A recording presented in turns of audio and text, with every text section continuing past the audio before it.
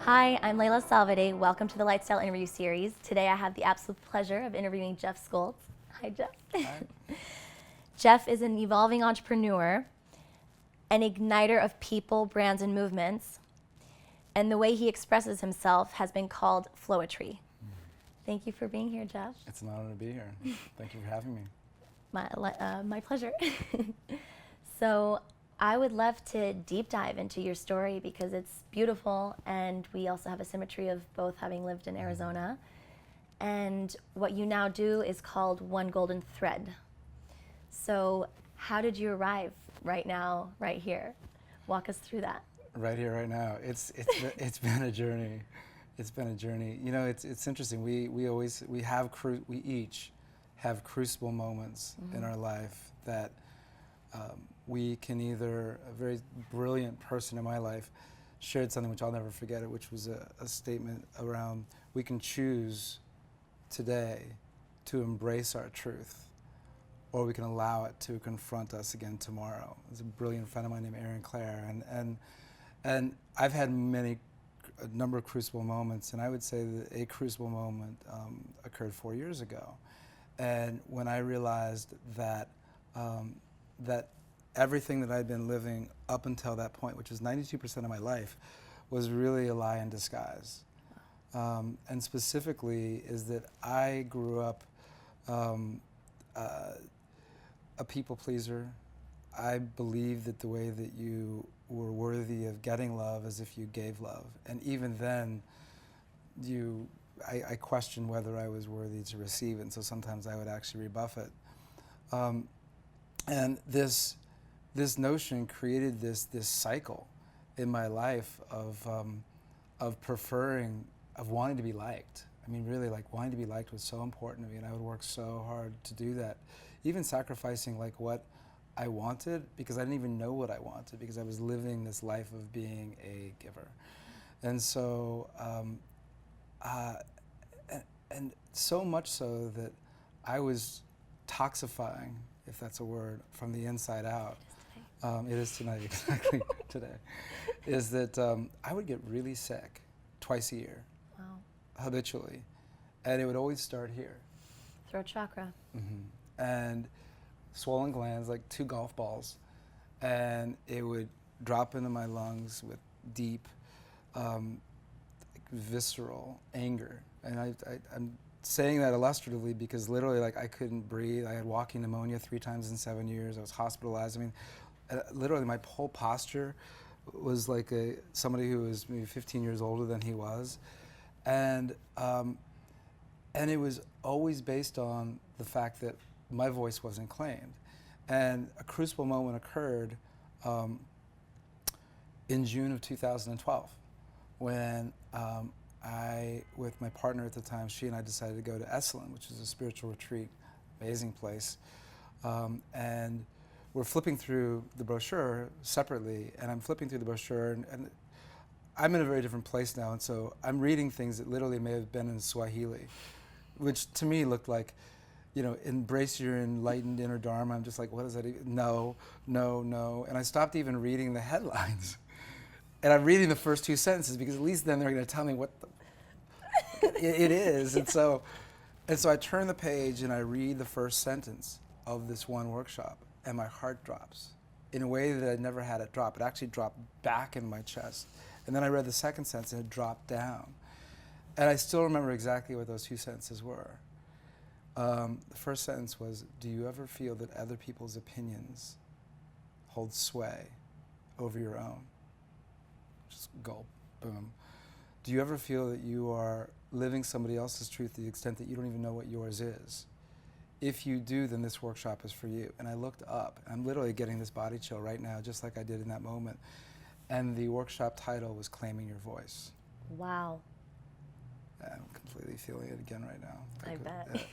And that workshop was led by a amazing woman who has the knowledge of a Buddha, and she's a New York Jew who's prone to dropping F-bombs to make her point. And so she had this whole visceral, thing where she kind of just was like, and the way that she communicated was just completely opened my eyes to a new way of living. And the first time I ever heard self-love was in that workshop.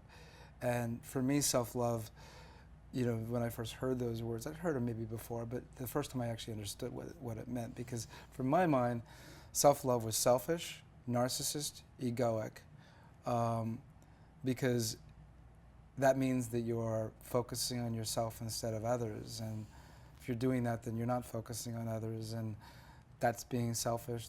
That's not what I'm about, because I'm a giver. I'm not a taker. That was my whole process, and it completely. I believe in the art of the pivot.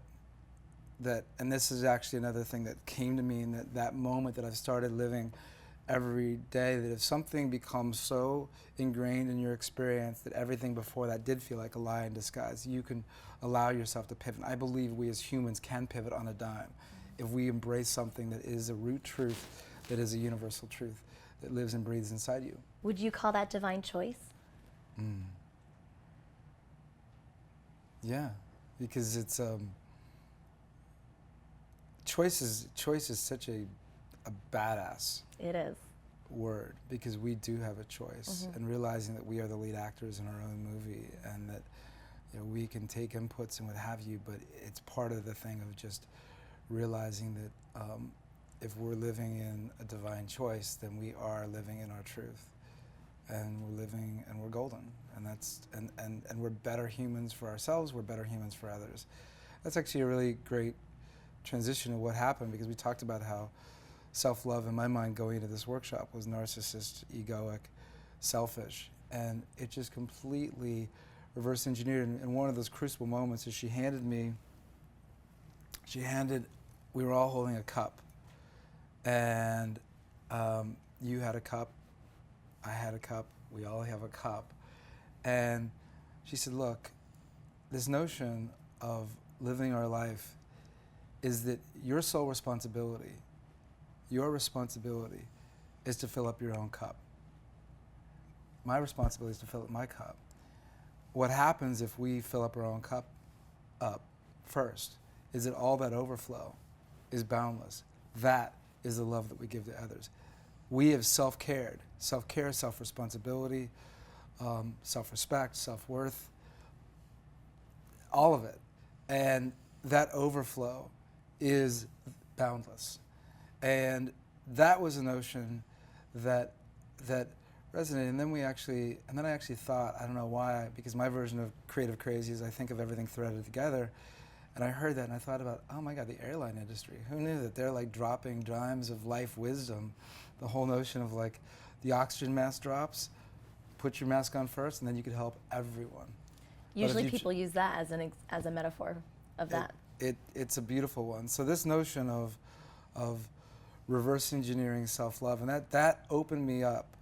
That's when I became open to being open, as I've like to say, and and everything changed then. And what's interesting is literally, like, I walked out of that workshop, all of a sudden, the humans that were presenting themselves to me, the wisdom that was being bestowed to me, either in conversation or, as I said, my version of creative crazy is I see things threaded together. So you may say a word, I see something here, I see a light, I see a color there, remember something that was in a movie, and I thread that together into something that actually drops in as a truth for me. And so what happened over the course of the next year was literally like jumping into sipping water through a fire hose.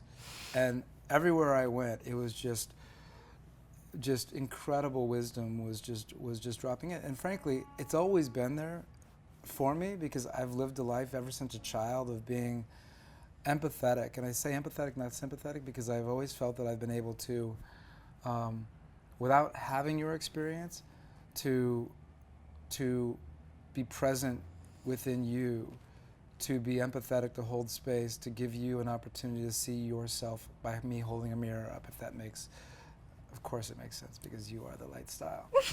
um, that's what happened to me, and so it's always been accessible to me, but starting in 2012, it was like literally a rushing river of discovery.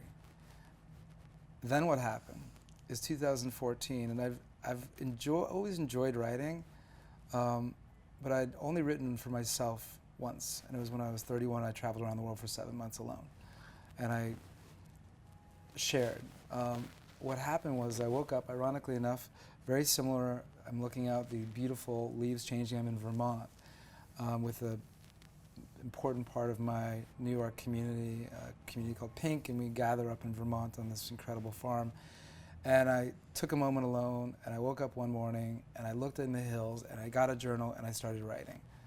And based upon all the things that had been discovered, revealed in that 2 years as universal truths. And when I said, like, I get hit on the back of my neck when it's something powerful, and I feel it through my entire body when it's something that's really magical. And these were things that were really magical. That were like, yes, that is a truth that allows me to the pivot on a dime, and like that is a mantra for my life. And I wrote it together, and it literally flowed like a fable. And that was actually where this notion of flowetry, came from, because what is poetry? I mean, I don't know, but it flowed as a story of the weaving of these universal truths together.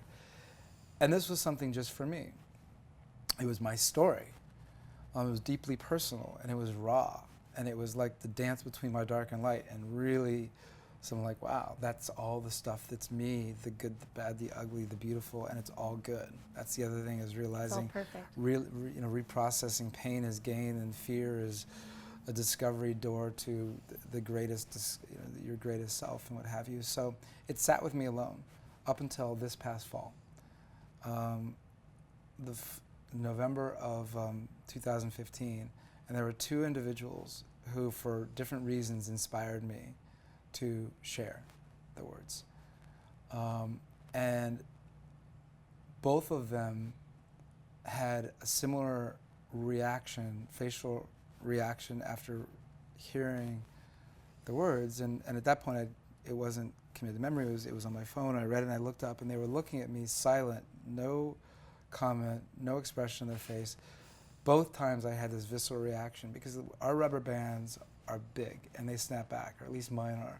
And so all those notions, even going back to 2012 around self-worth, who are you to share, you've taught yourself so well to play small, and it all came rushing up back into my throat in that moment, like, oh my God, I shouldn't have shared that. I made it worse for them. It sucked. Whatever it was, I shouldn't have shared it because they're not communicating anything back to me. Both times I was about to apologize. I was going to say, I'm so sorry I shared that. And the one woman said to me, the first woman, she said, I don't know what just happened, but something, you put words to my story. Like, this is what you just shared was what I've been going through. And that was really amazing to me, that our journeys were similar. That was, what a coincidence, I thought. And then this other gentleman, who was a complete stranger at an art show, and he said, yeah, we're just literally, never even got his name, we're just kicking it and having a glass of wine, and he says, yeah, I've been coming from a dark place and I'm igniting. And I said, oh my God, that's the third section of the story, because it's about intention, integration, and ignition, and these three parts of this fable that I wrote. And I said, oh, that's such a coincidence. And he said, I'd like to hear it. And I said, oh, okay. And I shared it with him, and he said, what are you doing with this? I said, nothing. He says, what are you going to do with this? I said, nothing. And he leans into me, and he points his finger at me, and he's got this serious look on his face, and he says, let me tell you something. We're on this planet to do three things: to learn, to love, and to share. And if you're not sharing your gifts, you're being selfish. Quit being so fucking selfish. And he looks at me, holds my gaze, and walks away, walks around the corner, and like, never even got this guy's name, and he dropped an anvil on my soul. Like, what just happened? And so this whole notion around playing small and like that we have gifts that have been bestowed upon us by others and ourselves, and we are either being selfish or we are being selfless by sharing, and to do it with humility and to do it with to be invited and to do it in the right way, but to do it in a way that's authentic and truth and coming from a place of love and soul and not fear and ego, and it's a really beautiful thing. And so literally in that moment, that was the end of November, and it took me another month to truly like pivot on my dime. And I woke up January 1st, I still remember the exact moment in time, like the exact moment in time that the pivot happened. And I said, you know what, I am going to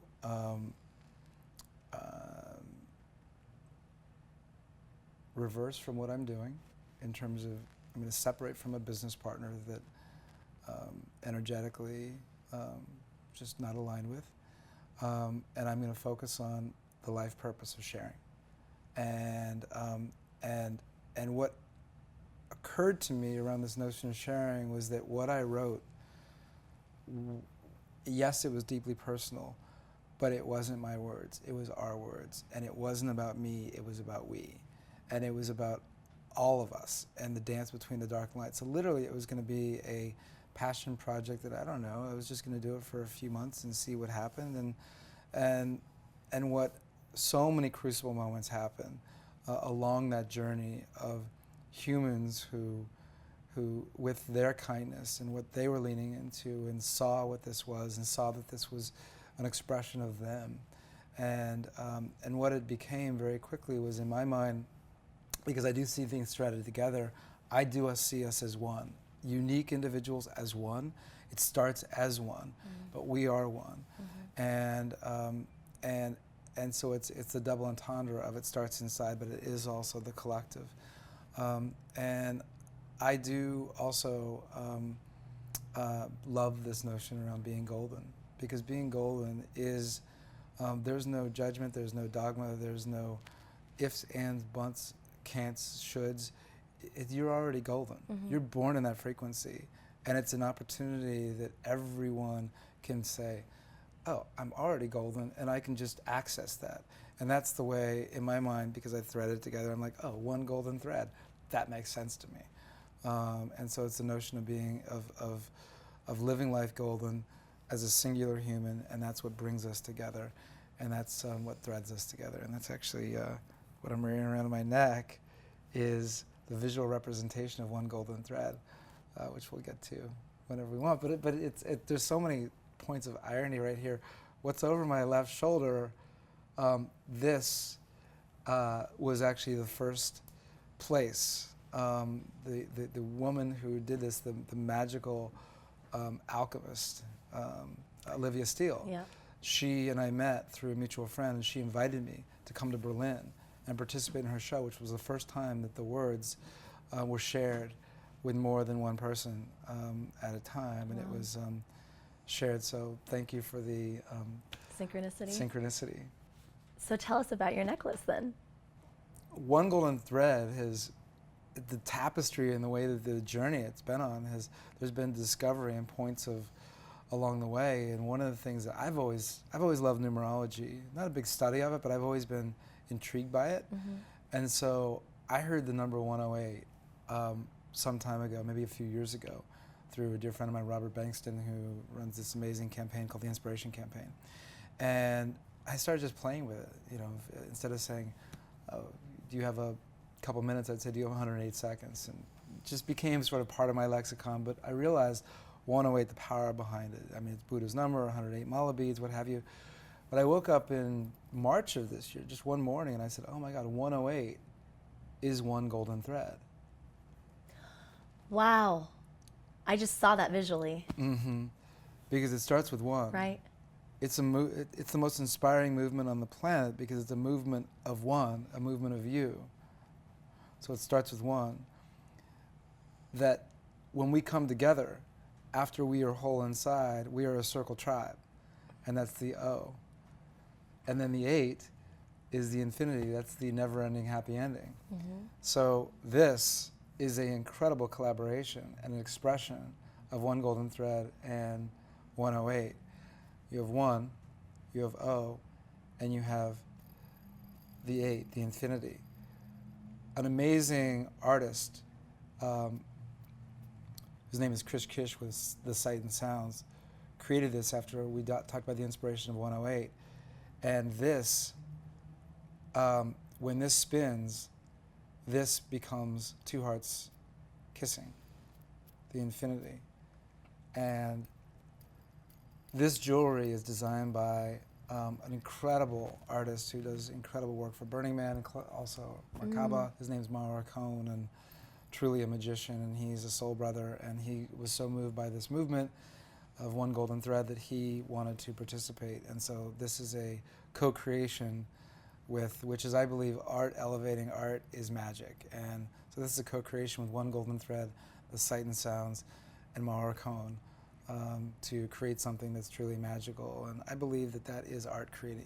That is art, and art is all around us. And we also, it's, you know, you talk about what one golden thread is, and it's really a place. It's so many things, but really at its core, it's a love style brand. And what we're doing is, we're inviting people to express their brand, to express themselves. What does it mean to be golden? How does the message speak to you? The Humanifesto, there's each... Which I love that. Explain that, Humanifesto instead of a manifesto. Well, it's human, and it's our human journey. It's the dance between our dark and the light. And what's nice is that, you know, there's no judgment, there's no dogma, there's no ifs, buts, can'ts, don'ts, shoulds. It's solely a gateway to hold a mirror up, almost in a Socratic approach, of allowing you the discovery of finding your answers, because the answers are inside us, and that's one of the key things that you'll actually hear in the Humanifesto, which is, you know, my mind unlocked, my heart unblocked, my voice reclaimed, 3 keys released, the alchemist's search for answers in others has ceased, opening me to just be free. So it's this notion about embracing that when we are free inside, we become alive outside, and that is what is so magical, to see the way we come together, and we see it, and we see what happens when people who have embraced this notion around being golden, who have embraced, call it whatever you want. Yeah. I mean, self-love is a really interesting thing, because you know, I don't roll my eyes at it anymore at all, because for me, insert next, instead of love, insert self-care, self-responsibility, self-worth. I mean, these are things that matter and that we all can embrace. And you know what? Love is the most powerful energy. And so if you don't love, love yourself, and what happens when you love others is palpable and boundless.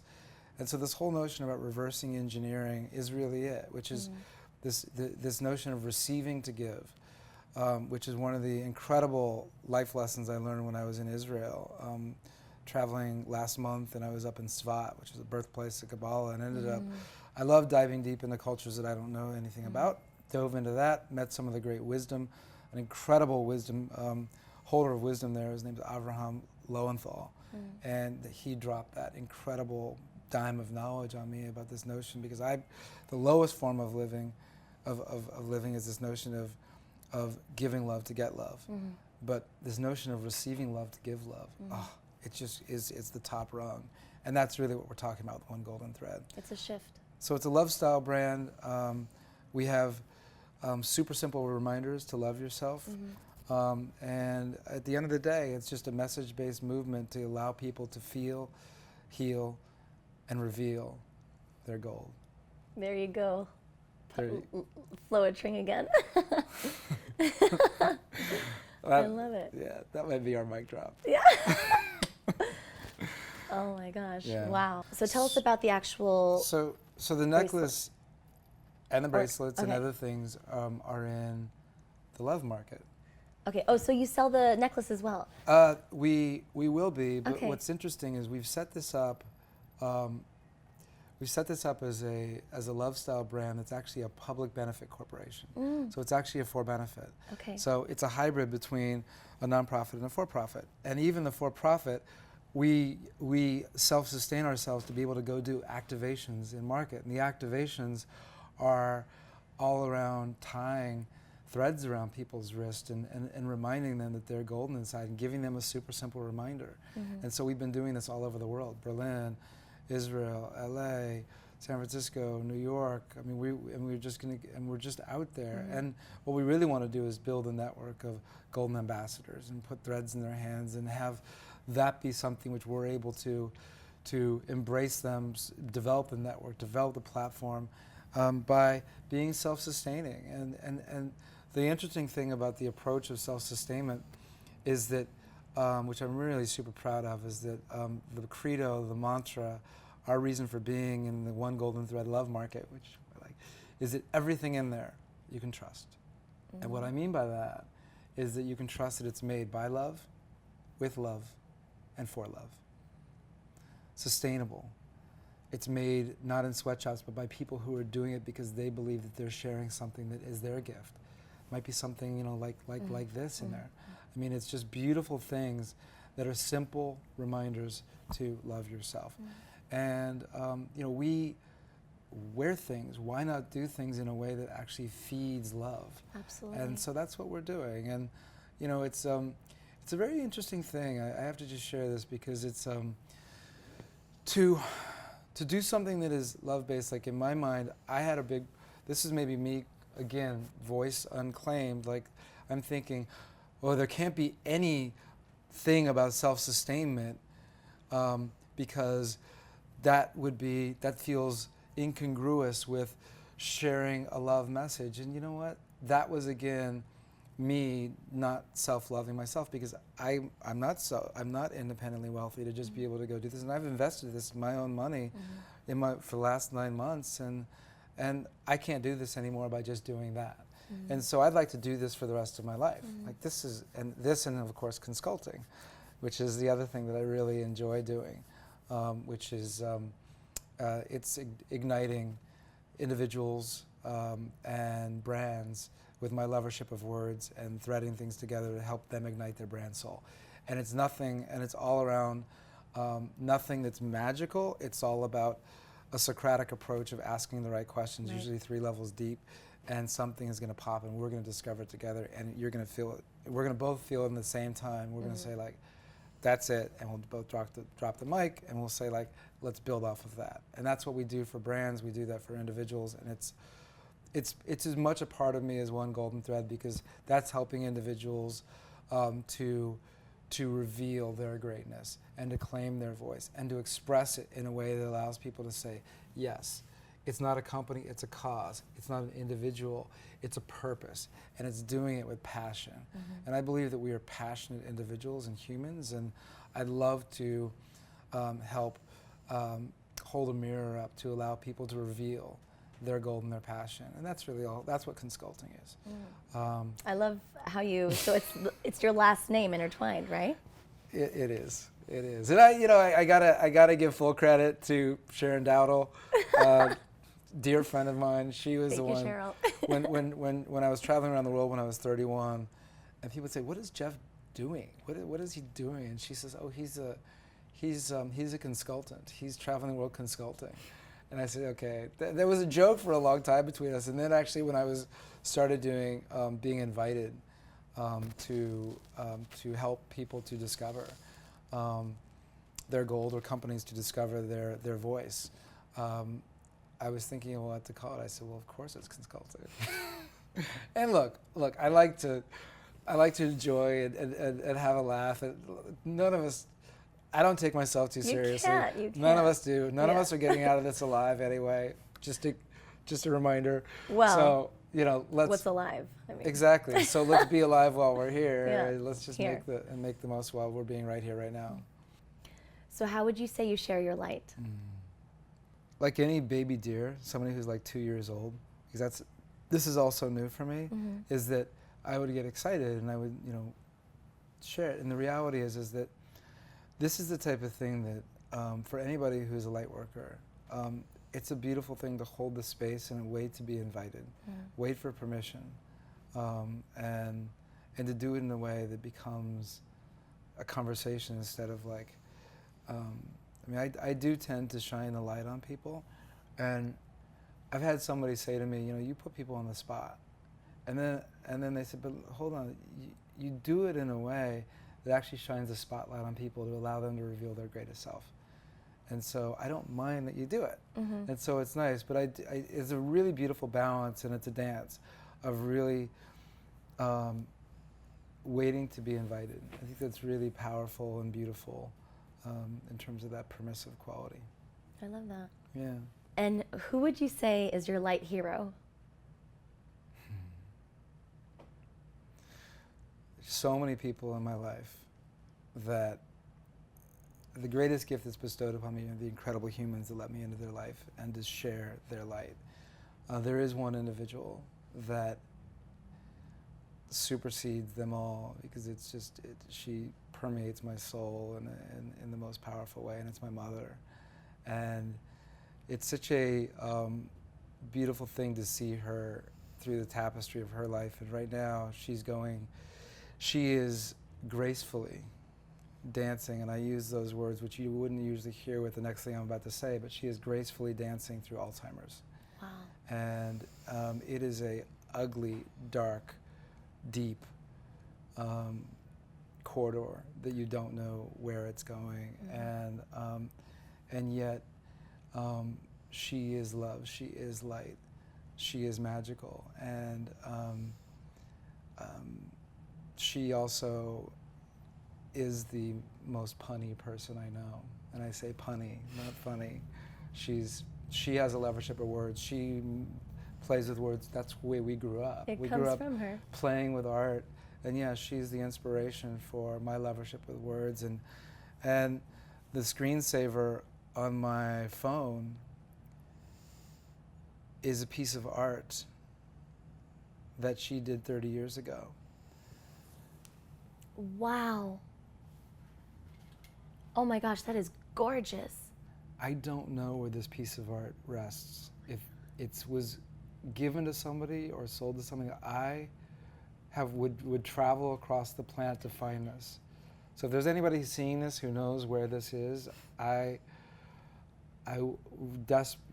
want this as being a legacy for her. And what's amazing about this piece is that this for me is one golden thread. Oh, wow. Like look at the golden threads in her hair. She is light. She's Mother Earth. She's light. She's angelic. Everything. That is so beautiful. And I sent this photograph to her because she has, Alzheimer's. She doesn't remember that she painted this. And Is it I a asked her. self-portrait? I asked her. She's never done a self-portrait, or so she said.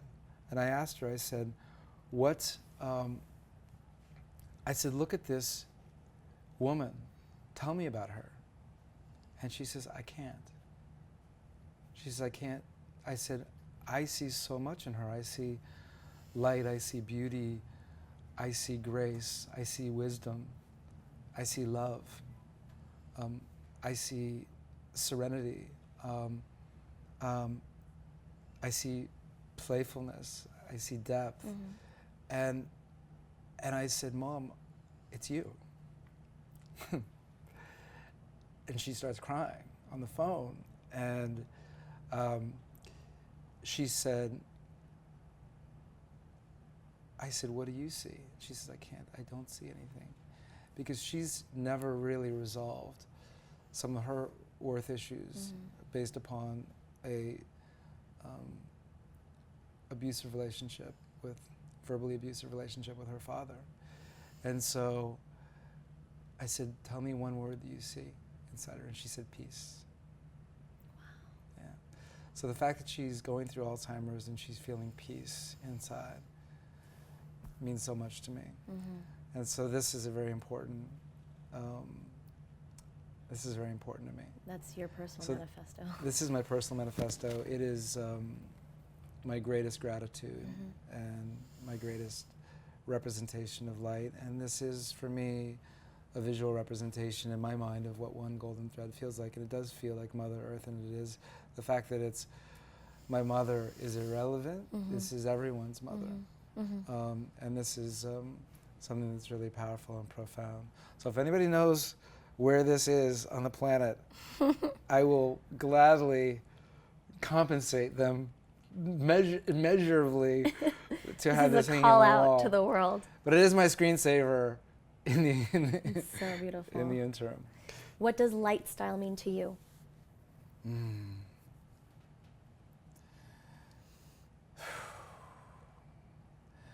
So it means a lot, and it's completely changed because I lived a life of being a light chaser. And being a light chaser means that you're afraid of the dark, and it means that you're just always running to the good, the happy, and it's an illusion to do that. And so being Lightstyle is that the greatest light often can come from the dark. And that also light is life. Life is light. And so the notion of living light, even as you're going through your darkness, and that is flowetry. So it's flowing through life with the greatest of ease, even when things are not easy, but you can be done with ease. And that is what Lightstyle is living life with ease, even in your greatest dark, because that is where the greatest light comes from. I agree. It's beautiful. Thank you so much. Thank you. So we're going to do this beautiful golden thread ceremony, and I'm so excited. So, it's so funny that the simplest of reminders can be the most beautiful. And this is one golden thread. And this, ironically enough, it's kind of the shape of a heart. All right, so hold this in your hand. So this simple golden thread represents the gold that's inside you, the love that you have for yourself, and this is what you put out to the world. So we do these ceremonies, and we've tied threads around people and all over the world. So the question to start is, are you, Leyla, leaning more into your masculine or your feminine energy? Wow.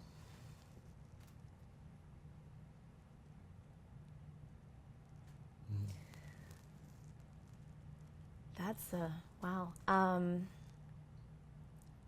I honestly feel for the first time I'm really beautifully accepting both.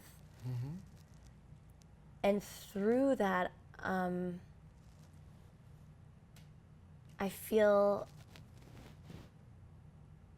maybe more in my masculine right now. Perfect. So that means that we're going to tie it on your right wrist. Okay. Because the left wrist goes closer to the heart. That's the feminine energy. Right wrist goes. So what we do is we hold it over your wrist.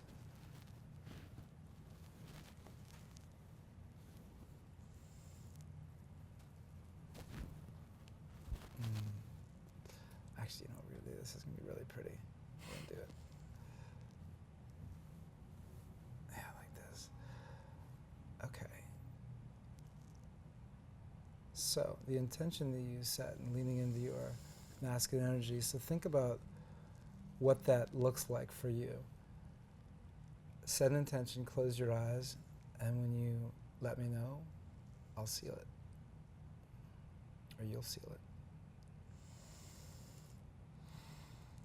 Okay. Thank you. And when that falls off at some point, whatever in that moment you might have been holding on to, you've also let go. So it's just a beautiful reminder.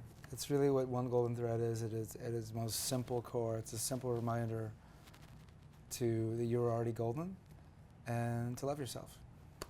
Because that is the way we become the badass self-lovers, expressors, and love other people. And a world of self-lovers is a bananas world. and it's pretty cool to be living in it. And it's where it's at. It's the path, and it's a choice to get on that path. And It's really cool to see what happens as people embrace it, and it's a lot of fun. And by the way, self-love is also really sensuous. It is. Yeah. It's amazing. Thank you so much, Jeff. Thank you. Thank you so, so much.